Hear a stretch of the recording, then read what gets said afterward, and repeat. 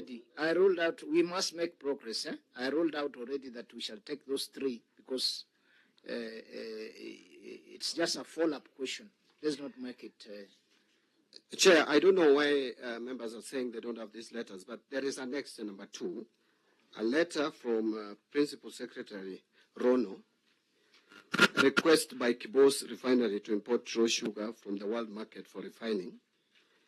And the letter reads, I don't want to go into details, the second page, in conclusion and noting the role of the government is to facilitate, maybe I started a bit, reference is made to the letter by Kibos Sugar, dated 11 January 2024, addressed to the Principal Secretaries for the National Treasury and the State Department for Agriculture, and then Industry and the ESC, and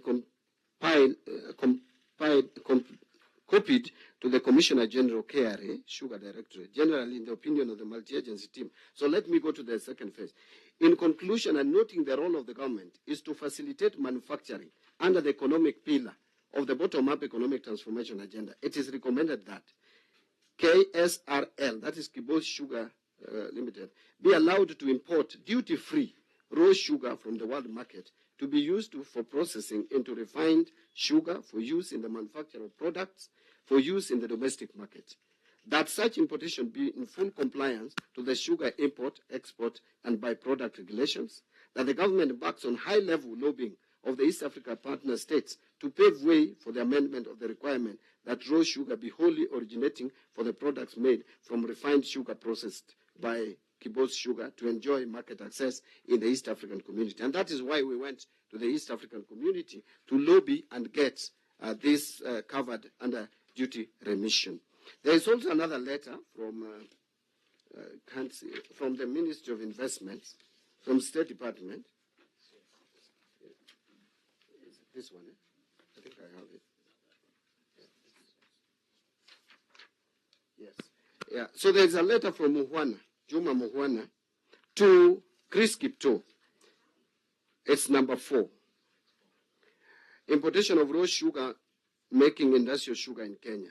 This matter has been discussed with an interministerial team chaired by the head of public service, Honorable Felix Koskei, that brought together the State Department for Industry and other State Department, National Treasury, and everybody else.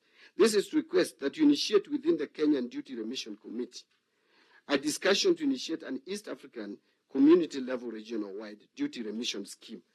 And then there will be and also need to put in place an interagency mechanism that will monitor and ensure that all imported raw sugar is not diverted into the local market, but used solely for making industrial sugar. The purpose of this letter is therefore to request you to convene the meeting of the Duty Remission Committee to facilitate discussions on this matter. And that is what we did. But, Chairman, let me also point out that even without letters from the State Departments, these are just enforcing and emboldening my decision. The Cabinet Secretary is not under any obligation to wait for letters to come from State Departments if I'm called upon to approve exemption of taxes. It is a responsibility I have, so long as it is within the law. I am being asked now to prove public participation, public interest, that it must be only public participation. I'm yet to see that Article 10. I've read the Constitution, where it says public interest is equal to public participation. You elect people in office who have public interest.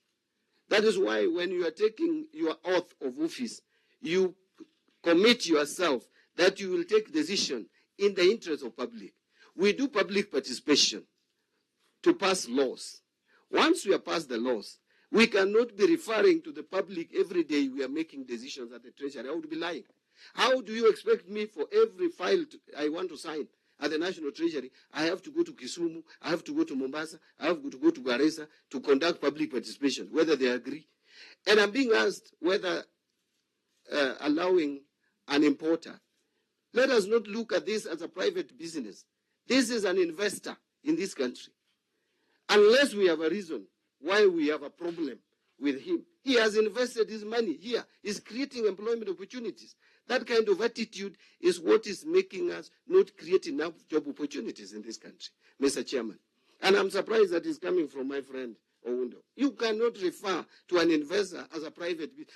Investment should be done by private people. not government. I've said many times that government is not in the business of doing business. How do we attract investment when we refer to their investments as private business? Yes. Chair, now the Yes, CS we have has a point of order. mentioned me. A private entity is a private entity. A public entity is clearly defined in the Constitution of Kenya. A private company owned wholly by private individuals is not a public entity, so cannot qualify to benefit from any public interest or public goods. This is obviously an abuse of the powers granted to him and the Constitution. So the point is, we are yet to see the purpose, any demonstration of public interest. If you are telling us jobs have been created, where are the jobs? If you are telling us since the raw sugar was imported, was it last year? We are now 12 months down the line. Where are the jobs? Where are the direct benefits to the people of Kenya to justify public interest? Chair. Yes. Is it on the same? Because, on the same thing, Chair. Yeah. Kindly. On the same thing, Chair. Yeah. Chair, 1 minute. I just want to direct. Even a single 30 seconds is enough, Chair. But let it go to record, Chair. And I wanted to address the Cabinet Secretary through you, Chair. Basically, what the minister is doing is relying on the policy. And not to try to fight that and say, all of us understand the policy. But there is an inquiry concerning this specific case on the importation of the raw sugar. And what, when you say, even the two letters that you submitted, Waziri, if we are not able to establish, because we say Roman 1 to Roman 8, creation of direct and indirect employment, transfer of knowledge, particularly there's only a particular technology that has been transferred. If you say number of employment opportunity, we could have been able to see a exact number of people who have been employed and who are benefiting from that employment. The other thing you said, local manufacturer benefiting from the importation. Kibos is only one person benefiting. Where is the other chain of other people benefiting? Because the issue of this sugar is that we are, and I will ask later in my question, but let not be asked now, we want to have a chair, specific issue, not policy write-ups, one specific items. Say A is A, say number 1 is number 1. Proceed, conclude that. Chairman, just conclude that particular. In terms of the jobs created, if you are doubting the 700 jobs, it's easy to confirm if the 700 people are not working in that factory. If you are disputing the chain, it is not just Kibos which is benefiting. My understanding is this sugar is being produced for industrial use. Pharmaceutical companies. There are so many people in the value chain who will be benefiting. Those who are manufacturing pharmaceuticals, those who are doing the food, beverages, they use this. And by the way, Honorable MP from Kajiado South has asked me, through you, Chairman. And just address the chair. Yeah, please. Through you, Chairman. He has asked me that which is the skill being transferred. The fact that we have no factory in this country up to the establishment of this one, manufacturing refined sugar, is clear evidence that we need skills transfer, technology transfer. And so I expect going forward that more players will come into play to also establish refining of raw sugar into finished products. So really, what is the question here? Is the question that it is wrong to allow industrialists who is establishing a factory to refine raw sugar into finished product to substitute finished products that we have been importing in this country? Is that what we are saying is wrong? Or what is it? I need to whatever understand. is wrong, Chair, I need to understand. Yes, what is wrong is the procedure. In principle, we are good, but the procedure you have followed. We are asking you specific questions which you are not answering Thank you. properly. Let me Because respond to Kerry issues is that under you. were raised by. And in Kerry, securing taxes, it's only under bond or a specific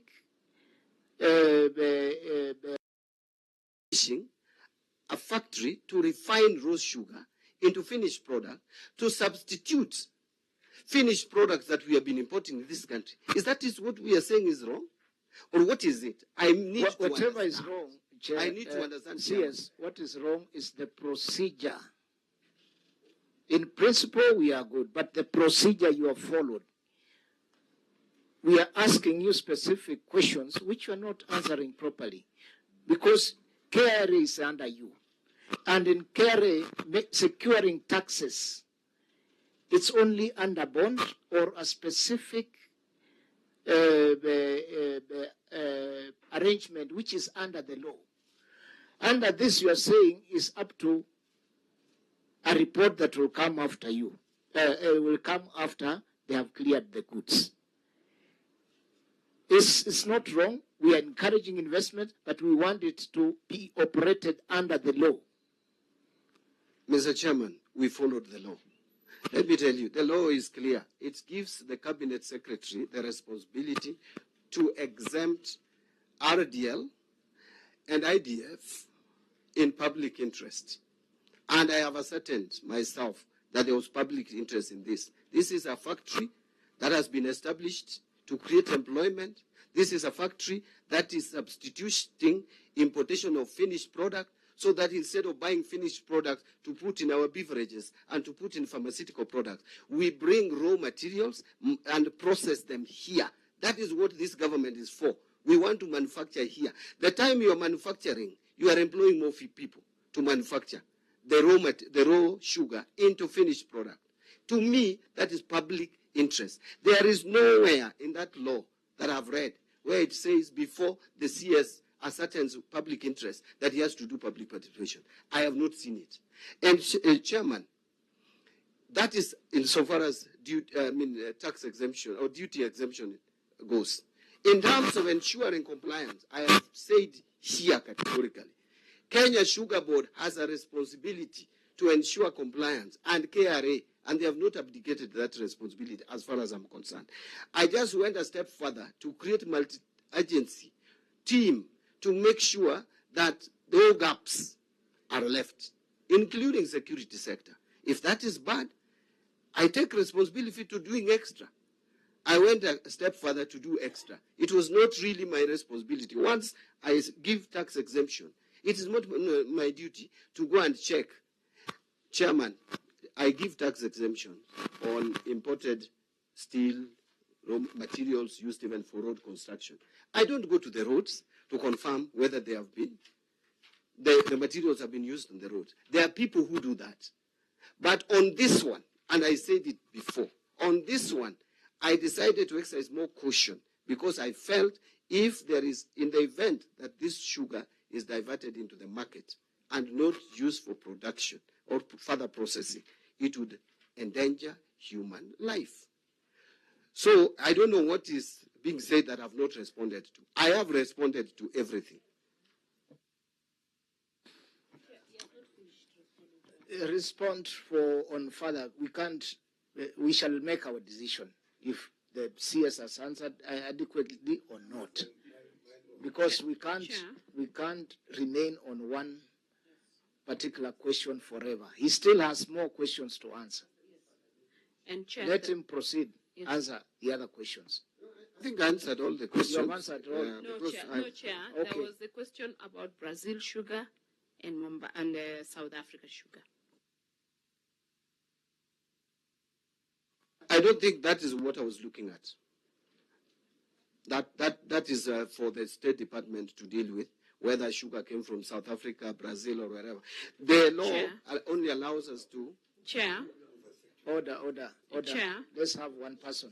Chair, I made reference to a meeting that the CS chaired. And in that meeting that the CS chaired, which minutes he has provided, I think page 3 of 11 of those minutes talk about the sugar being 30,000 metric tons coming from Brazil, expressly waiving the consignment on 2 parameters, color and polarization. That is a meeting that the CS chaired. And this was submissions by Mombasa Refinery.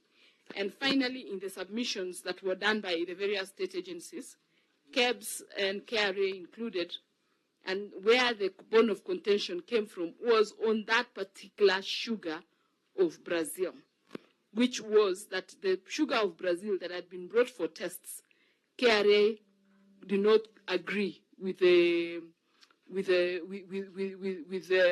what was provided as being raw sugar, and said they are going to charge normal taxes.